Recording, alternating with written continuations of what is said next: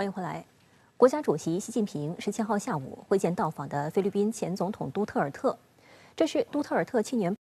6月卸任非总统后首次访华。习近平表示，中方始终重视中菲关系，愿同菲方一道推动中菲关系行稳致远，希望你继续为两国友好合作发挥重要作用。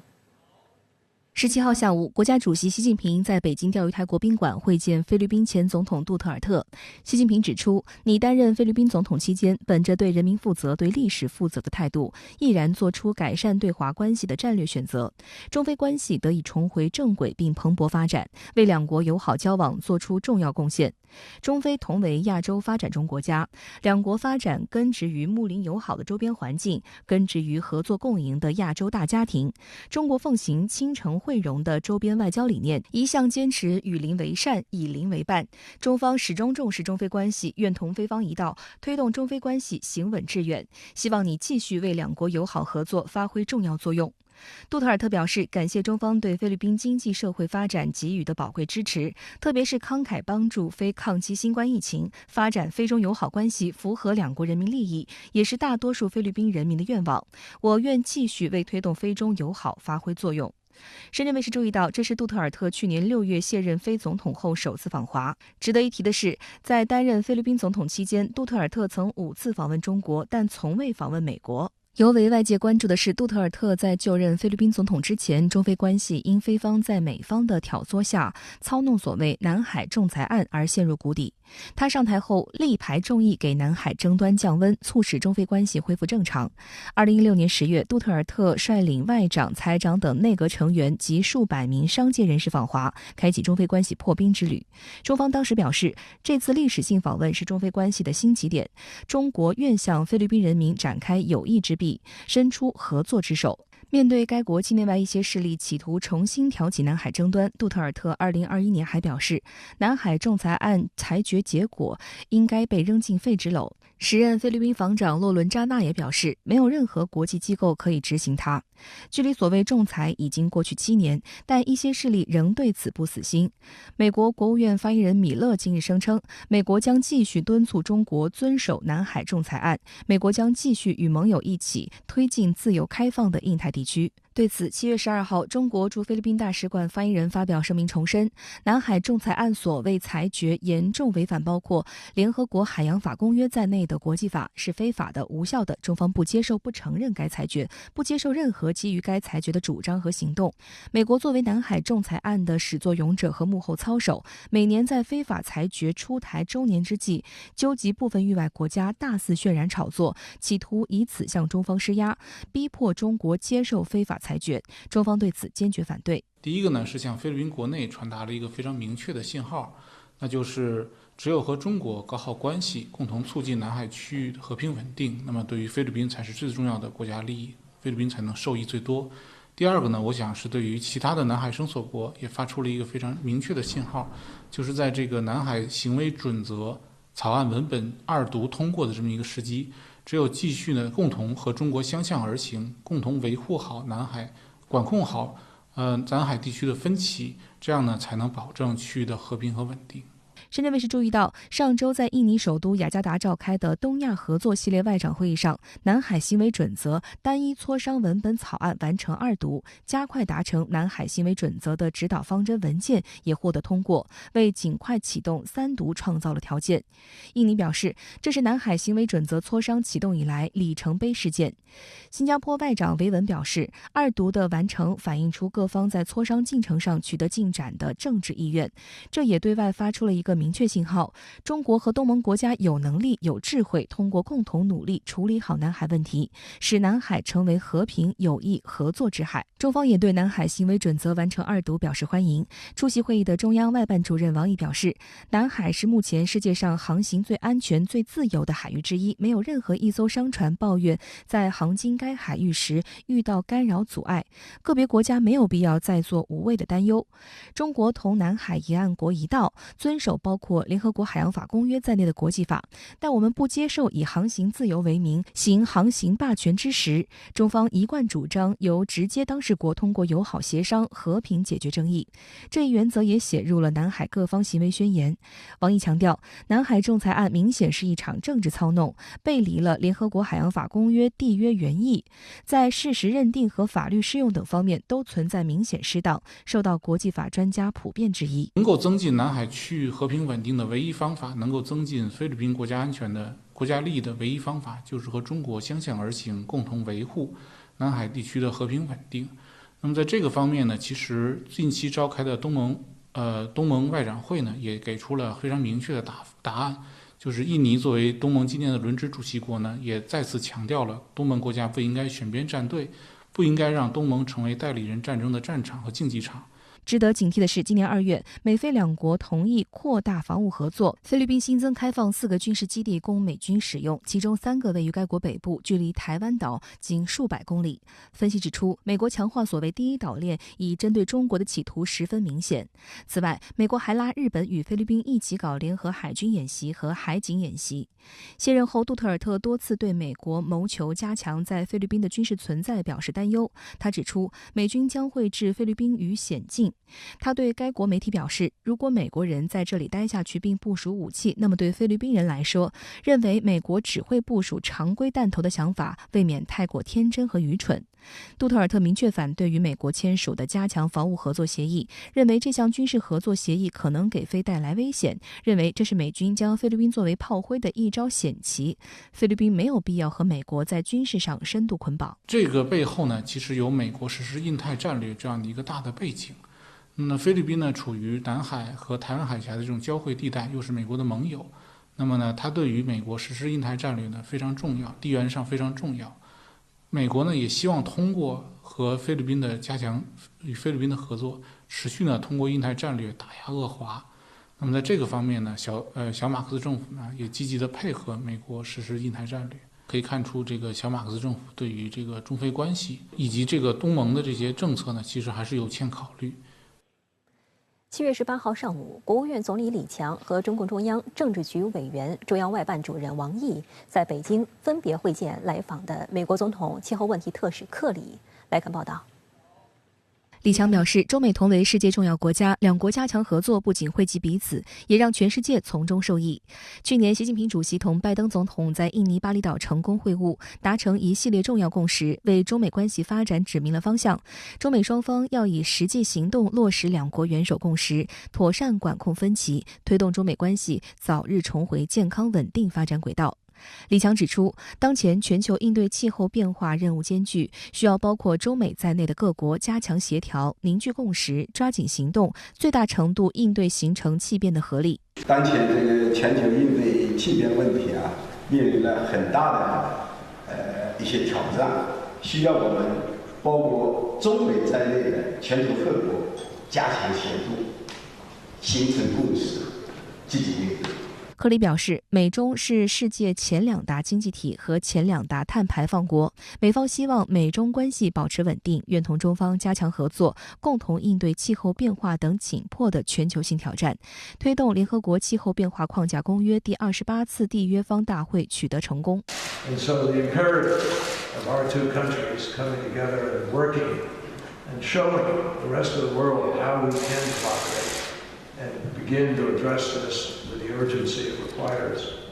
is incredible. 克里当天稍早之前与中共中央政治局委员、中央外办主任王毅会见。王毅表示，世界需要稳定的中美关系。习近平主席与拜登总统去年11月在印尼巴厘岛举行成功会晤，达成重要共识，双方要切实落到实处，共同排除干扰，让中美关系重回健康发展轨道。王毅还表示，中国在习近平生态文明思想指导下，坚持走绿色低碳可持续发展道路，积极开展应对气候变化的国际合作，朝着构建人类命运共同体的目标，推动建设清洁美丽的世界。中方愿同美方加强对话沟通，探讨互利合作，共同应对气候变化。气候变化的合作，也是在中美大气候之下向前推进的。所以我们需要得到两国人民的认可的支持，需要有一个健康、稳定、可持续的商业关系。也希望美方能够对话有序、理性、务实、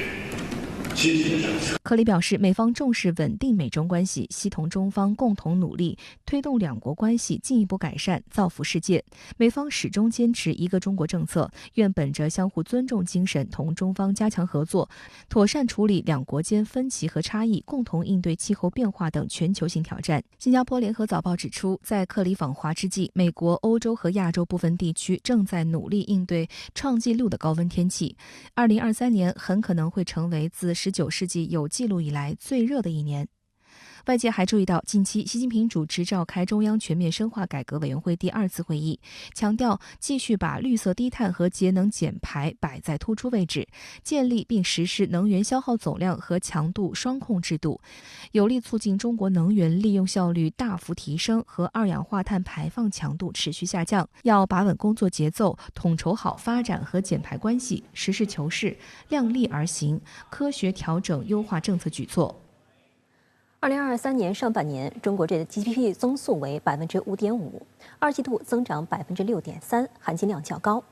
这个增幅在全球主要经济体中处于一枝独秀的水平，足见在全球经济大环境较差的情况下，这份成绩单来之不易。对于中国经济这份成绩单，国际媒体有何评价？下阶段国家在稳增长、稳就业、稳物价方面有哪些政策安排？来看深圳卫视驻京记者从国家发改委记者会发来的报道。今年上半年国内生产总值同比增长5.5%，明显快于去年3%的经济增速，也快于一季度4.5%的经济增速。在复杂严峻的外部环境下，我国经济增速明显快于世界上主要发达经济体，彰显出我国经济发展的强大韧性。国家统计局17号发布数据显示，经初步核算，上半年国内生产总值593034亿元，按不变价格计算，同比增长5.5%，比第一季度加快1.0个百分点。分季度看，一季度国内生产总值同比增长4.5%，二季度增长6.3%。18号，国家发改委召开7月份例行记者会，在场媒体高度关注新出炉的中国经济半年成绩单。国家发展改革委政策研究室主任金贤东介绍，今年以来，经济社会全面恢复常态化运行，国民经济恢复向好，发展质量稳步提高，经济呈现回升向好态势。同时也要看到，当前的话，消费能力和消费预期相对偏弱，基础设施和消费环境有待提升的问题仍然存在。解决这些问题，是我们当前和今后一个时期促进消费的重点的发力方向。发改委指出，将抓紧制定出台恢复和扩大消费的政策，围绕稳定大宗消费、促进汽车消费和电子产品消费、拓展农村消费、优化消费环境等方面，出台一批务实管用的政策举措，并推动尽快落地见效。对于中国能否实现全年5%左右的增速目标，国家发展改革委综合司副司长李慧表示，中国经济韧性强、潜力大、活力足、长期向好的基本面没有改变，推动经济整体好转的积极因素在不断积累。随着党中央、国务院各项决策部署加快落地见效，存量政策与增量政策协同发力，各项政策接续推出，我们有信心、有条件、有能力推动经济结构持续向优，增长动能持续增强，发展态势持续向好，实现全年经济社会发展目标任务。清华大学战略与安全研究中心特约专家于翔对深圳卫视分析称，中国经济正处于刚刚从疫情低谷走出回归长期增长趋势的阶段，也正处于爬坡过程。在此过程中，既有推动经济增长的积极因素，也有不少压力和困难。在目前整个国内外的这样一个形势的大的这个形势，以及宏观经济政策的主基调这样不变的这个前提的话，我们来预测的话，我个人认为中国经济可能会在这个今年3季度触底，在4季度有个明显的一个回升。那么全年下来，中国经济实现5%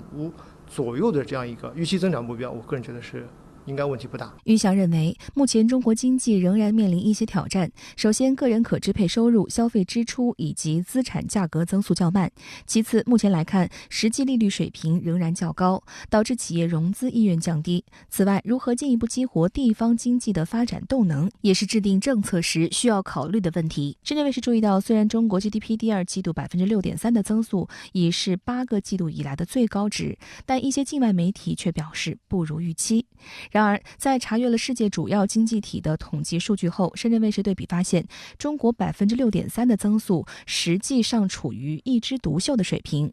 根据各国官方统计数据，今年一季度美国 GDP 修正后的增长率为 2%， 欧元区国家为 1.3%， 日本为 1.9%， 同为金砖机制国家的巴西为 4%。 目前这些经济体尚未发布第二季度的情况，但分析普遍认为，即使出现反弹，也不大可能出现超过 3% 的增幅。这意味着全球主要经济体仍然复苏乏力，二季度 GDP 增速大概率最高只有中国的一半。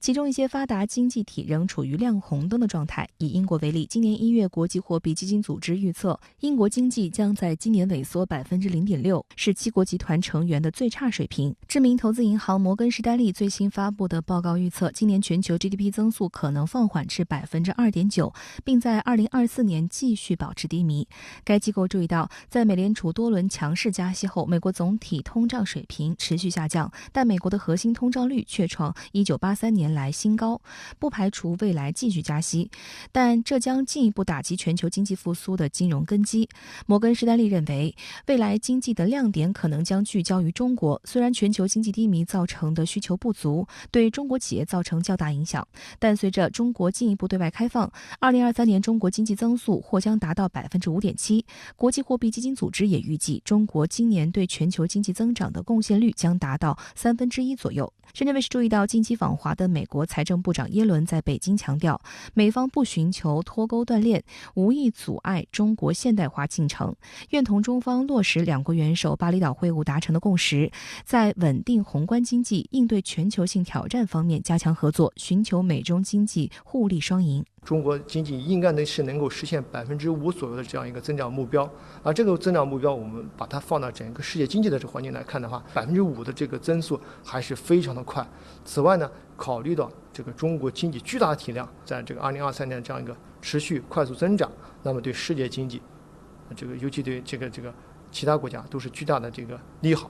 美国有线电视新闻网报道关注了中国政府提振经济的措施，指出中国央行已经降低了一些关键利率，多地政府也相继出台了刺激消费的举措，这样的措施将持续释放。14号，中国人民银行副行长刘国强强调，应对超预期挑战和变化，中国仍有充足的政策空间，并驳斥了中国经济陷入通缩的论调。英国金融时报表示，应该看到中国经济数据的积极一面。随着消费者重返餐馆，中国上半年餐饮消费额增长了 21.4%， 可再生能源领域的工业产出有所增长。上半年电动汽车销量也同比增长了 35%。外界也期待在不久的将来，中国能够进一步出台刺激经济的政策，为全球经济复苏注入更多信心。第一个就是还是我们要保持我们的政策耐心和政策定力，因为所有的政策落地实施以及见效都需要一定的时间。第二个呢，我觉得我们还要继续保持我们的这个财政和货币政策的这样一个主基调，不发生转向。同时呢，要继续用足我们的这个已经出台这些政策的政策空间。在这个过程中，我们一定要鼓励企业，特别是民营企业，这样它的这个生产、经营、投资的这样一个信心跟热情。相关话题来连线特约评论员陈斌。陈先生您好。昨天，习近平主席会见了菲律宾前总统杜特尔特，希望他为两国关系行稳致远而发挥重要作用。那您怎么看这次会见呢？主持人好，习近平要杜特尔特在中菲两国合作发挥作用，是因为现在的马克思政府呢对华政策走偏了，影响到这个中菲两国的正常交往。杜特尔特此前当上总统以后，立即改善对华关系，撕碎前任的所谓南海仲裁案，中菲关系呢快速的好转，南海和平得以保证。而马克思上台以后，虽然呢是中方今年接待的首位外国元首，但马克思很快改变对华政策，在中美之间选边站，站到了美国一方，不仅强化了美菲军事合作，喊重提非法的南海仲裁案，配合美国的印太战略来制约中国，和平的南海呢又开始起风现浪了。那么在中非关系趋于紧张之际，习近平会见这位前总统，就是要设法扭转中非关系，要杜特尔特等过来人呀发挥作用，推动中非关系新闻支援与邻为善，合作共赢，以倾城汇融来建设亚洲大家庭，不能让冷战阴影覆盖了东南亚国家，特别是南海国家。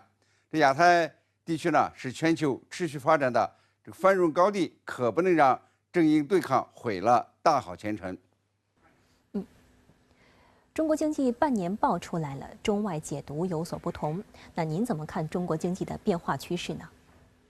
对于中国经济半年报，中外的评估呢，的确是有所不同。主要的不同是，外国强调的是经济增长不如预期，而中国则强调要客观全面看待经济发展态势，既要看到中国经济增长率与世界主要大国相比仍然是比较高的这一事实，又要看到稳增长依然任务繁重，要拿出更有效的政策刺激消费，提高经济质量，改善就业环境。中国人呢，对自身的经济比老外呢要显得更乐观一些。首先呢，我们比较一下世界主要经济大国的增长率，也许有助于我们更准确地看到中国经济的宏观形势。各国统计数据都证明，上半年中国经济增速仍然是主要经济体中比较快的，达到了5.5%，为全球经济发展呢提供了主要的支撑。其次呢，从经济结构改善看，经济增长由去年的以投资和出口拉动为主，转为今年以消费和投资拉动为主。上半年呢，最终消费支出对经济增长的贡献率超过了70%，服务业增长对经济增长的贡献率超过60%。这两个明显上升，意味着经济结构调整呢还是很有成效的。在此呢，创新驱动转变发展方式，新动能持续增长。上半年呢，高技术产业投资同比增长了12.5%，整体空气质量保持比较好的水平。特别呢是大飞机 C919 投入运营，中国超过日本，成为全球最大汽车出口国，电动车独领风骚，成为创新驱动经济转型的标志。第四呢，日益复杂恶化的国际环境使得中国外贸承受更多的压力，全世界的贸易增速呢实际上都出现了回落，这呢也影响到了中国的出口，货物进出口额呀同比只增长了2.1%。第五呢是就业问题仍然比较严峻，特别呢是年轻人的就业问题。这半年报显示呀，中国经济长期向好的基本面没有改变，但短期内呢也要向扩张性的增长转变，还面临诸多的风险挑战，需要我们呢更好的发挥政策的合力，在转方式、调结构、增动能上下更大的功夫，持续推动中国经济高质量发展。特别呢是在保民生、扩大就业上要有更新锐的举措。好的，谢谢陈先生在线。来自5所大陆高校的37名师生在台湾的参访行程进入第4天，马英九全程陪同，尽显地主之谊。参访团一行先是到台湾中国文化大学交流，两岸同学还合奏名曲，下午到台北故宫博物院感受中华文化之美。18号上午，大陆师生团一行到访位于台北市郊区阳明山上的中国文化大学。武汉大学历史学院学生孙林表示，走在台湾中国文化大学的校园里，有种熟悉的感觉。这所大学与他的母校一样，都在山中建大学。两所学校的学生都能体会到爬坡的日常，两所学校的建筑风格也都具有中式古典美。文化大学和武汉大学呢，在传统文化方面的重视，都是让我感觉到非常非常欣喜的。就是比如说文化大学的一些命名啊，大忠、大义、大慈、大雅，其实是让我感受到了我们两岸同胞是有共同的这样的一个文化积淀。在我来之前呢，我的导师呢跟我说，我们的两岸是同文同种同血缘。那在今天的这个交流过程中，尤其是我们在校园的这样的一个观光的过程中，我感觉到我们的文化交流确实是我们两岸文化交流的一个最大的公约数。在与校方座谈交流前，马英九基金会和校方特别安排了一场中式古典音乐会。金庸的小说都伴随着大家的童年，然后大家的童年里应该是少不了83版的《射雕英雄传》，然后他的主题曲《铁血丹心》也非常的好听，然后我就在这里跟大家献丑一下我的先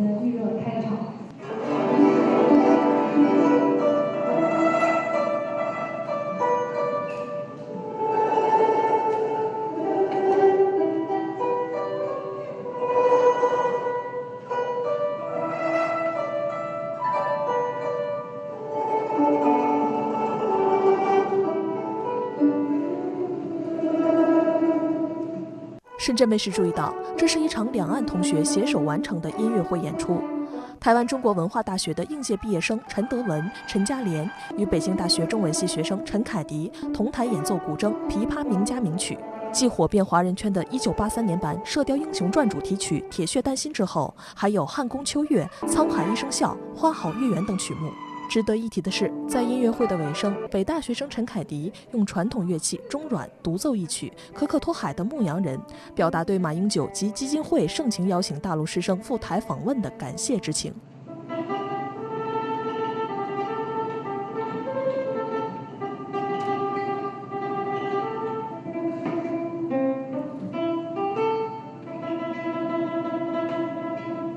演奏完毕后，马英九上台对3位同学表达赞赏。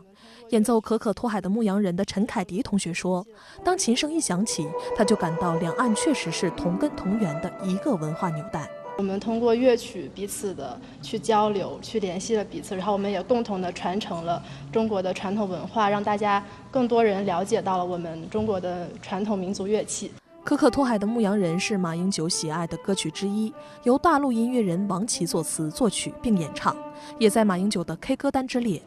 今年7月13号是马英九73岁生日，在生日前几天，马英九与姐姐马以南等人到台北一家有现场乐队演出的餐酒馆聚餐庆祝。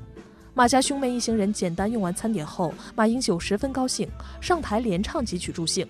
其中就包括可可托海的牧羊人。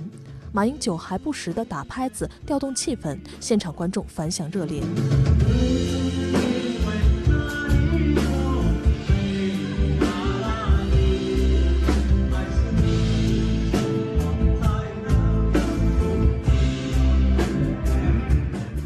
师生参访团来台第4天，马英九全程陪同。上午呢，这参访团一行人来到了台湾中国文化大学交流，这也是呢参访团到访的唯一一间台湾私立高校。比较特别是呢，两岸的同学联合演奏了全球华人耳熟能详的流行金曲《沧海一声笑》，还有传统名曲《花好月圆》。其中呢，来自北大的陈凯迪同学特别献上了一首由中阮弹奏的《可可托海的牧羊人》。我注意到呢，月初马英九73岁生日时，就在酒吧演唱了这首歌曲，可见呢，大陆同学们的工作做得很足。据了解呢，这首曲子呢是大陆同学特别安排给马英九的惊喜，马英九在事前完全不知情。听完演奏后呢，他表示非常的惊喜和惊艳。而下午呢，参访团一行人来到了台北故宫，正在展出的国宝聚焦和古画动漫等展览受到好评。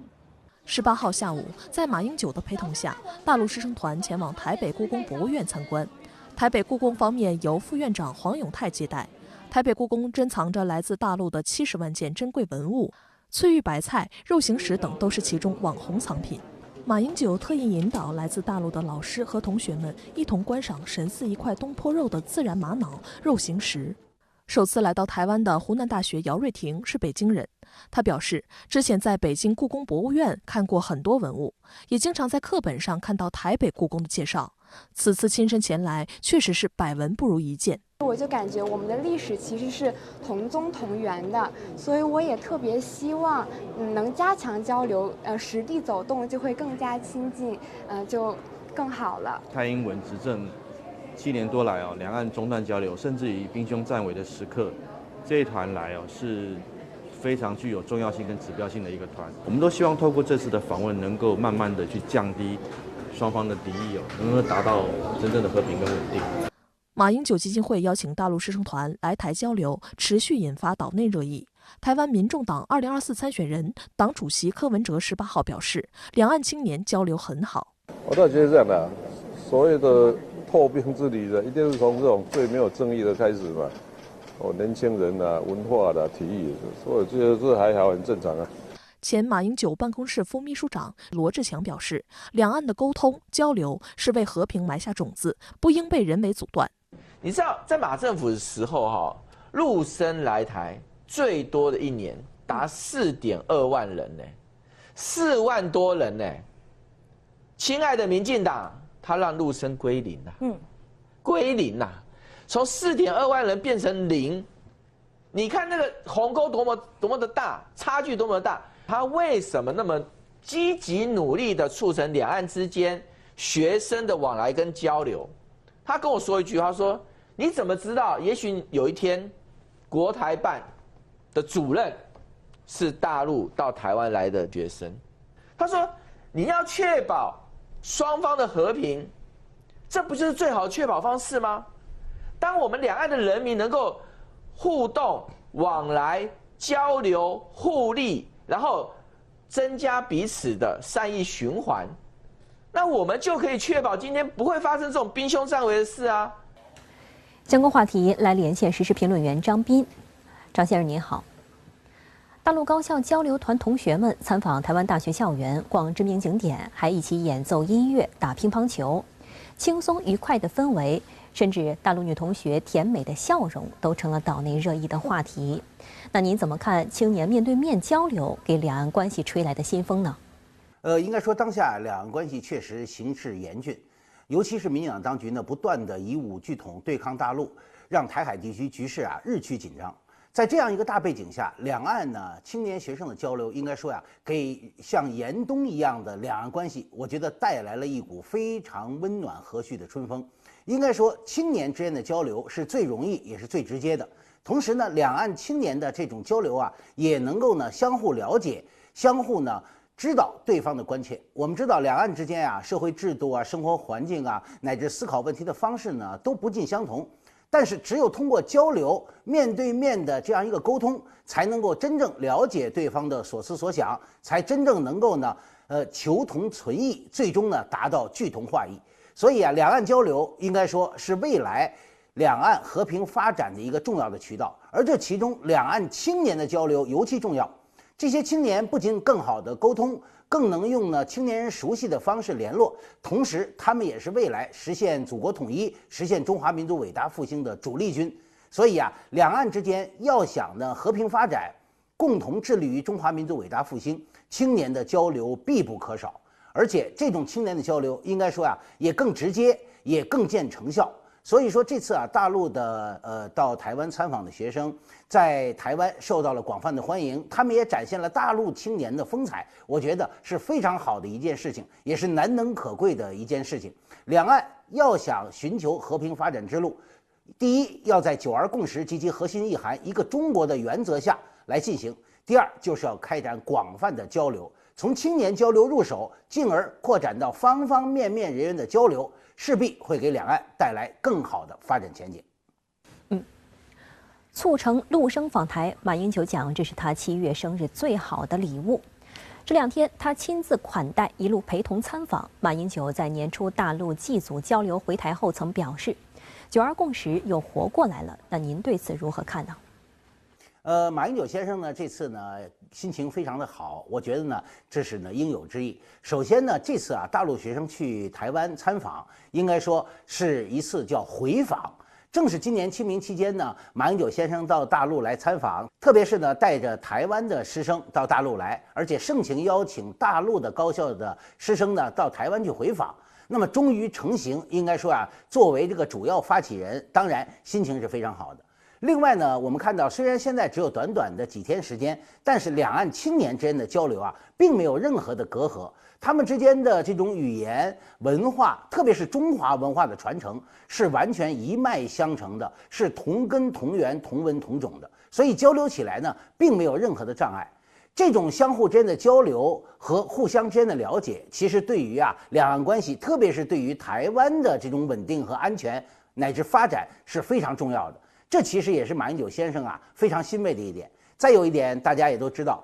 几年来两岸之间呢这种交流呢，受到了疫情的影响，受到了这个民进党当局的人为的阻碍，确实产生了很大的一个障碍。这次呢，能够大陆学生回访台湾，到台湾的大学景点包括一些社会当中的实际的应用场景中去看一看，感受一个真实的台湾，让台湾民众了解一个真实的大陆，了解一个真实的大陆青年的面貌，我觉得是非常必要的这样的一个可以说重要的一个活动。所以从这一点上来讲应该说两岸之所以能够融洽，能够双方青年交流，其实有一个共同的认知，那就是在一个中国原则下的中华民族的文化认同。所以马英九先生说9·2共识又活过来了，其实恰恰说的是两岸之间这种一脉相承的中华文化和同属一个中国的这样一种根脉的源源不绝。那么这种根脉是任何势力、任何政治人物都无法用外力所阻隔的。民进党当局曾百般阻挠，用尽各种手腕，直到行前3天才无奈放行。民进党的态度为何会转变呢？民进党其实在大陆学生去台湾参访方面应该说他内心是无比纠结的。一方面呢，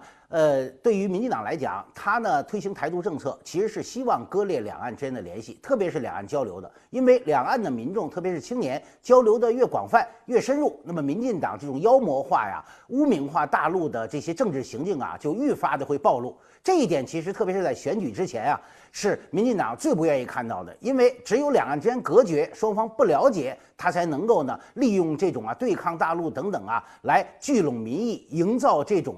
台海地区紧张的气氛，来呢多获得选票。但是我们也看到，两岸之间大交流、大合作、大发展这样的一种趋势应该说是任何外力所阻挡不了的。所以民进党当局呢，一方面又想阻碍两岸的这种交流，一方面呢，台湾的主流民意又希望能够加强跟大陆的交流，所以在这左右为难当中，最后迫不得已，在这个期限到的前3天，那么勉强通过。心里纵然有100个不愿意，但是呢，毕竟大势所趋，民进党也不得不为。从这样一件事情我们看出来一方面民进党当局在阻挠两岸交流方面应该说未来它仍然呢会持续的进行，因为这是阻碍它推行台独，阻碍它这种在岛内营造这种敌对大陆、仇视大陆的一个最大的障碍。从另一个角度来看的话，我们也发觉，不管民进党当局采用什么样的方式去阻碍两岸交流，两岸之间要和平、要发展、要交流、要合作的这样一种大势，也是任何势力所阻挡不了的。两岸之间只有深度融合发展，把两岸一家亲呢落到实处，让两岸民众，特别是青年，更广泛、更深入的交流，才真正能为台海地区营造出和平，才真正能让两岸同胞共享中华民族的伟大复兴。好的，谢谢张先生在线与我们分享您的观点，谢谢。台海议题一向是美国用来遏制中国的一大抓手，岛内台独势力也借机以美谋独。但岛内有识之士不吝批评美国把台湾作为对抗大陆的旗手的真实面目。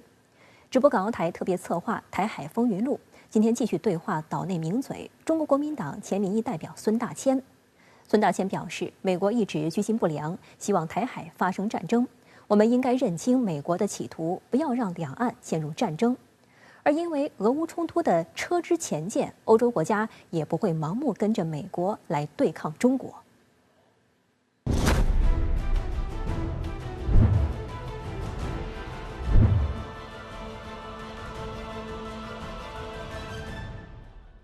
曾多次炮制反华报告、对台湾问题指手画脚的华盛顿智库哈德逊研究所，又于近日举行台海议题相关研讨会。会上，一名美国专家妄称，中国大陆或许最快1年、最慢1年半攻打台湾。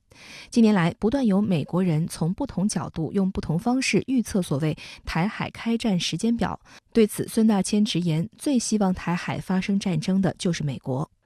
就中国大陆也没说要打台湾，也不见得说会被打。可是呢，在旁边敲边鼓说一定会打的就是美国。美国各式各样的官员、各式各样的民意代表、各式各样的军方将领都有不同的预期，从今年打、明年打、后年打、25年打、27年打，反正横竖就是会打就对了。所以，像这个哈德逊研究所所做出来的报告，其实也并不令人意外哦。孙大千表示，美国在俄乌局势中尝尽了甜头，让乌克兰做棋子，弱化甚至搅碎俄罗斯的国力，并趁机推进北约扩大。美国政府也有高官承认，只花了几百亿美元就达到了重挫俄罗斯的目标。但对于欧洲来说，则必须承受经济衰退和治理危机的后果。他当时是怎么对付日本的？他后来是怎么对付欧洲的？他今天当然要用同样的方法去对付中国大陆，而台湾就是最好的棋子跟工具。孙大千多次对岛内媒体强调，一旦发生台海冲突，美军绝不会出兵台湾，欧洲就是前车之鉴，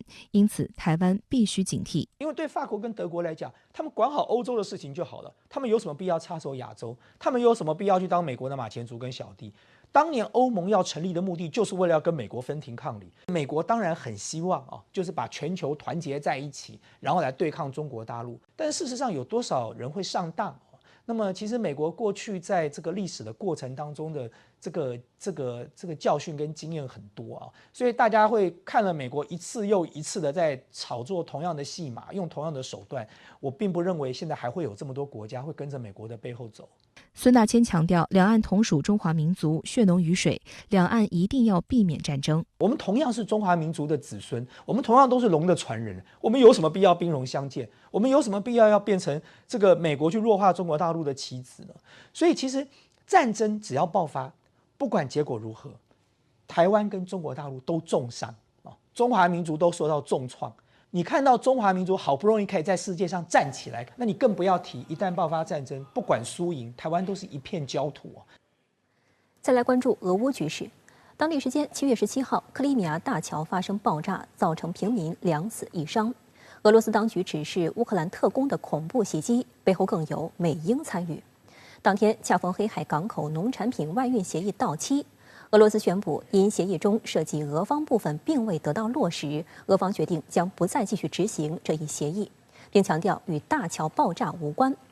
美国批评此举危害全球食物供应，中方则称希望通过考虑各方关切，找到恢复协议的解决方法。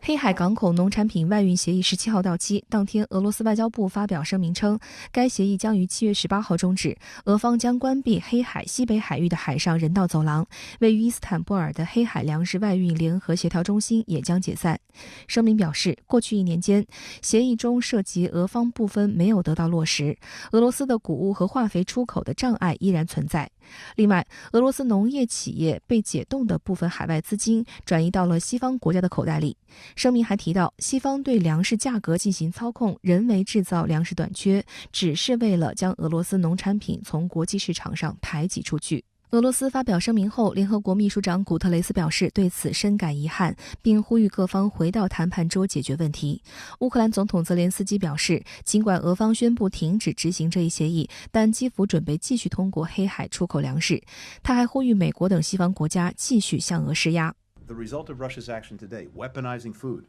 using it as a tool, as a weapon in its war against Ukraine. 俄罗斯和乌克兰都是粮食和化肥出口大国，双方冲突持续，令全球粮价和化肥价格双双飙升。联合国一度警告有引发饥荒的危险。去年7月，俄罗斯、土耳其、乌克兰和联合国代表在伊斯坦布尔签署黑海港口农产品外运协议，规定可从敖德萨等3个港口经黑海出口乌克兰的谷物、食品和化肥，由位于伊斯坦布尔的联合协调中心负责协调航运。俄罗斯则与联合国同日签署有效期3年的俄食品与化肥出口正常化谅解备忘录，2份文件为一揽子协议。自协议生效以来，已有近3300万吨谷物从乌克兰出口，超过半数送往发展中国家。俄罗斯总统新闻秘书佩斯科夫7月17号表示，该协议虽然事实上已经终止，但如果协议中与俄相关的部分能够被履行，俄方将立即恢复执行该协议。在18号中国外交部例行记者会上，发言人毛宁也就此作出回应。中方希望有关方通过对话协商，妥善解决国际粮食安全问题。中方愿同各方加强沟通合作，促进形成更多的国际共识，为确保世界粮食安全做出积极贡献。